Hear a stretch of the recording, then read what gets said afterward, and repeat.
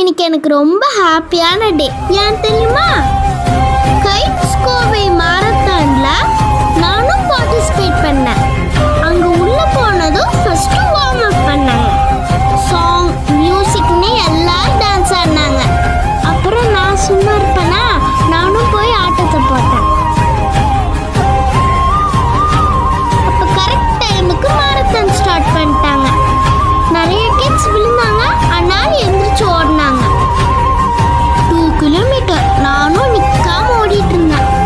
எங்கள் அப்பாவும் என் கூட ரன்னிங் பண்ணிட்டு இருந்தாங்க.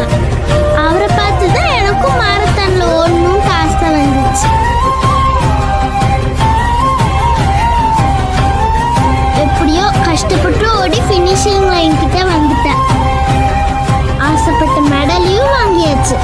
உங்களுக்கும் அந்த மாதிரி காம்படிஷன் பிடிக்குன்னா மறக்காம லைக் பண்ணிடுங்க.